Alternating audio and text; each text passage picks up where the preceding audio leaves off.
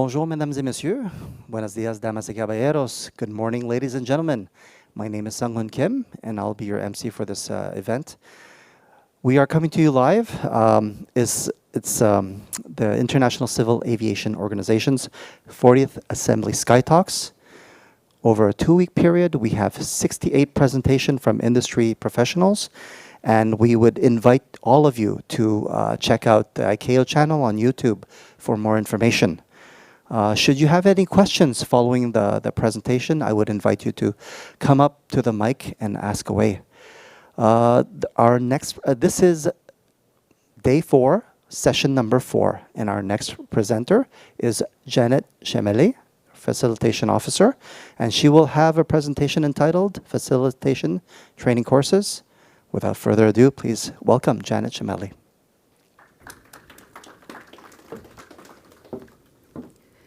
Good morning, ladies and gentlemen. Welcome to this session of the SkyTalk Facilitation Training Courses. Before we begin this session, what we'll try to look into are 3 key areas. We have courses that are under development, 2 courses that we'll discuss about and see the benefits. And we have a 3rd course that we are already implementing. It's in the implementation stage. So we'll talk about it also and see what the states are supposed to do in terms of trying to be part of that program. So to begin with, we'll just do an overview of what facilitation is, try to see what is the difference between facilitation and security, and then this word terminology, the terminology facilitation. What is it? Do we think about it as the grammar, as it states it, that facilitation, meaning you are facilitating something from one point to the other? Or is it that it's just a word but has a different meaning in terms of what is our mandate? So we'll try to look at the mandate and see why the need of the training has come up and what we are supposed to do as member states to ensure that the objective of facilitation is achieved. So we look at facilitation. Facilitation is the efficient management of border control processes to expedite clearance of aircraft, passengers, crew, baggage, cargo, and prevent unnecessary delays. So for us, what we are trying to do in facilitation is trying to see if there is a journey coming ahead, what is it that requires us to complete this journey. If it's a passenger, then that means there's a start process, and the start process of that passenger moves into this passenger having the right documents to enable them travel. So for them to have these documents, then there is an origin of getting this document. Maybe from the civil registries to ensuring that they have the right documentation to enable them and the travel document, and the processes thereafter into securing a ticket and preparation for flying. So we look at that and look at the mandates. What are the mandates of facilitation?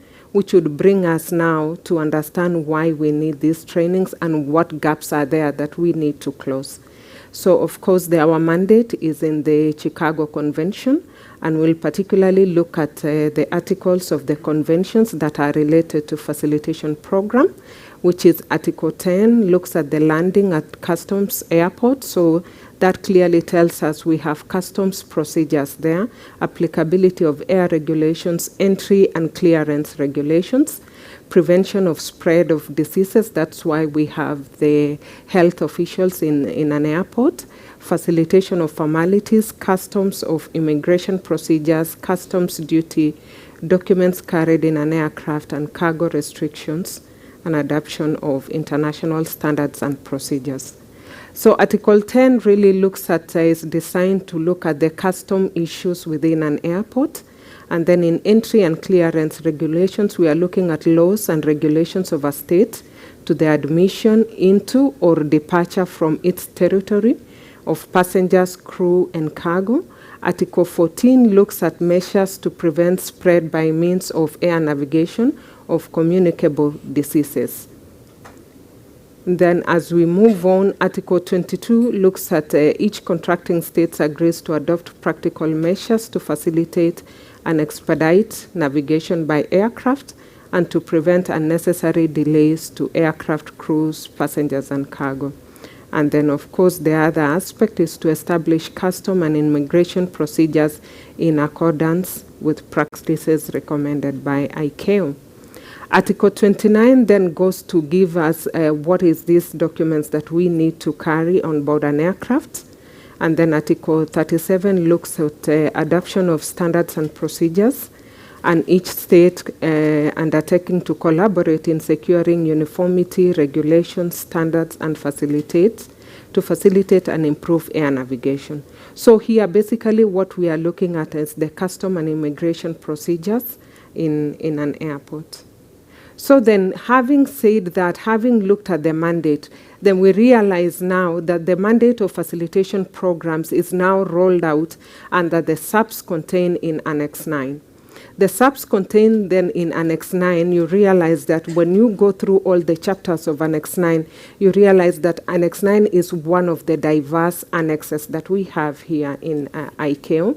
Why is it diverse? It's because it brings so many stakeholders to play. So you have government stakeholders that are involved in Annex IX, and you have also some other international organizations. For instance, from government agencies, you have civil aviation, you have health and quarantine, you have interior ministry, you have tourism, you have disability agencies, you have post, disaster relief, you have aircraft accident, law enforcement, immigration, refugees, security, and both national security and aviation security. And then when we move to the international organization, we have so many other UN organizations that we collaborate with. We have IATA, who is a key role player, WCO, and so many other listed, Interpol, International Maritime Organization. So then how do we bring all these stakeholders together? If we are to achieve the objectives of Annex IX, that means we have to have a good way and harmonized way of bringing all these stakeholders together to be able to undertake what is needed of us. But then now, having looked at it previously, in facilitation, we didn't have any form of training because we understand that training is a platform that brings all these people together, that they are able to bring their synergies together, discuss, collaborate, and understand more on what are their responsibilities and what is it that is needed of each and every agency that is within an airport with a mandate of implementing Annex IX. And in most cases in our airports, some of even these agencies do not understand that they are implementing the aspects or these SAPs of Annex IX. Like if you go to customs authorities, some would tell you we are undertaking based on our standard procedures provided by customs. But then they don't understand that there is a mandate for them under the Chicago Convention. There is also a mandate for them under Annex IX on what they do. So they are implementing aspects of Annex IX. So then how do we make that this information reaches out to this public? How do we make sure that the immigration know that they are implementing aspects of Annex IX and what is required of them? So the only platform is to bring these trainings that have been developed now. We have 2 trainings, one on facilitation, which specifically looks at Annex IX, and then the other one is on a trip strategy, which looks at the 5 elements of the trip strategy. So we'll start with the Annex IX facilitation course. It's a facilitation course. It's a face-to-face. This will be a 5-day face-to-face course designed to provide ICAO global training in facilitation to relevant staff from civil aviation authorities and relevant border control authorities to deal collectively in an interagency manner with Annex IX facilitation provisions and support development and implementation of national air transport facilitation programs and national air transport facilitation committees, and as well the airport committees. So then what would be the benefits of this training? One is to improve procedures for border control, clearance, and security, promote standardization of information requirements essential to the global interoperability of systems, and foster industry and government cooperation as well as cooperative arrangements between states. The agencies within a state, be it the law enforcement agencies, the immigration agencies, the customs agencies, or border control, or other agencies that are required in a state to collaborate together. So the benefit is that this course will now bring all this, because it will be a prerequisite for us as a state before you send your participants to participate in these courses, to make sure that all these other agencies are represented within a state. So that if one aspect is being discussed on Annex IX, then you ensure that all the key role players or the key stakeholders in facilitation are together to be able to sit, deliberate together, discuss and understand what is it that is required of them, so that each one of them can play their role. Because if one of them does not play their role, then it's very difficult to achieve the objectives of Annex IX.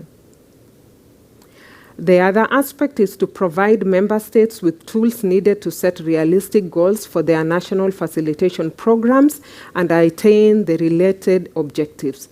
One important aspect of this training is to bring up the member states together to understand that how can they what is the best way to bring these agencies together. One platform that brings them together is this National Facilitation Committee. So if they are able to sit together, understand what is their role, and be able to execute their roles and have the interagency communication amongst each other, then the implementation aspects of Annex IX become easier. Promote Annex IX as a living document that sends out an unambiguous message of what is expected of airlines, airport, and border control authorities. Then once they sit in this training, they'll be able to have a clear understanding. What is the role of immigration? What is the role of the airlines? What is the role of the airport operator? What is the role of the border control agencies? That way, when they understand their roles, then they'll appreciate the need that facilitation is diverse, yes, but we need to bring our efforts together. And each one of us has a role in this. And there's also this notion about, facilitation having a thin line with security. That's not true. Because if you look at the mandate of facilitation, it's totally different. My background is in aviation security, and when I came into facilitation, my understanding was, okay, there's a thin line here, but what I was trying to consider and compare is the passenger, experience within the airport, but that is not what facilitation is all about. Facilitation goes into seeking to see how have we issued the travel documents, how robust are they, what are the security features. We prepare the passenger before they come for security checks to make sure that the person we are presenting at the airport is authentic, is the real person with the right travel documents, with the right ticket, and the right person for that journey. Then now aviation security takes care of that person from there to ensure that they do not carry within themselves some other prohibited articles onto restricted areas of an airport. So they are two distinct but work together. The other benefit is expand knowledge of facilitation among civil aviation officials and provide guidance of policy development and operational planning related to improving facilitation at airports. So the other course that I had mentioned earlier is the ICAO Trip Strategy course. This is a face-to-face course also. As for the Annex IX course, we intend to finalize that at the end of the year, so it should be out in 2020 for implementation, should be rolled out. And Trip Strategy is under development currently, so we intend to have this sometime next year out as well. So this course will be designed to facilitate the implementation of ICAO Trip Strategy. Its objective is to consolidate the knowledge of managers in charge of implementation of the 5 trip elements in order to improve competencies in identification management and ensure both interoperability and internal cooperation.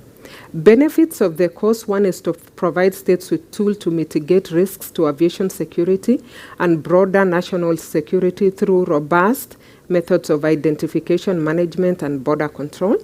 provide states with information that will assist in detection and prevention of terrorism and crime through the prevention of the fraudulent use of identification documents, provide a path to enable interoperability and use of standard technologies for identification management for both states and industry. So having looked at those are the two courses that are under development, we move to the third course, which is the ICAO Training Package on Control of Travel Documents. This is a course that is already ready and being implemented thanks to the Canada government for the grants that enabled ICAO to develop this course. So it's aimed at consolidating the competencies of frontline inspection officers for immigration and border control authorities to examine travel documents, effectively allowing them to expedite the movement of legitimate travelers while identifying high-risk individuals. So it's a 4-day course. It's a classroom course. It's available in all ICAO languages, as you can see. It's technical training in nature. It was developed in accordance to Doc 9303 specification. It's a practical training course including tools like magnifiers, lamps, and document readers. It's adapted training tailor-made suited to the need of the document inspection and first line of control. So we already have some training activities that have been ongoing. In 2016, there was a validation program in Douala, in Moshi as well, Tanzania, in Abuja, Nigeria, that was done in Delhi, Niamey in Niger, Ecuador, and there was one in Doha in November 2018. We had one in July recently in Jordan. We have one training scheduled for Dominican Republic in mid-October. So these are activities that are still ongoing. Out of this course now that was developed, a state letter was sent out to the states, asking states to provide their training needs, and also provide specimen travel documents. The only way we can deliver this course successfully is to make sure that the member states provide specimens. Once we have the specimens, then it's easier during training to reevaluate and try to validate and see do these travel documents have any defects in them. So we encourage member states to send the specimens to us so that these specimens can be used purposely for this training. So far in our library, we have some states that have submitted their specimens. We have 13 states from Asia and Pacific. Eastern and Southern Africa states, we have 3, which is Tanzania, Uganda, Zimbabwe. European and North Atlantic, we have 19 states. Middle East, we have 3 states. North American, Central American, and Caribbean, we have 5 states. And South American, we have 4 states. Western and Central African, we have 3 states as well. So this is just a sample of what we have in our library. We would love to see all the 193 states with their samples so that when we go out for training, it's easier for us to just refer to that particular state, use the sample travel documents that are there for training purposes. So basically, that is it. So we've seen all the 3 trainings, and that's what we have for you. The Annex IX training, which should be rolling out from January. The trip strategy course, which will come somewhere mid of 2020, and now the fraudulent document course, which is ongoing. Thank you. If you have, I'll be ready to take any questions if you have some. Okay, should you have any questions, please step up to the mic. Right, well, thank you, Janet. Thank Have you a good for day. your audience. Okay.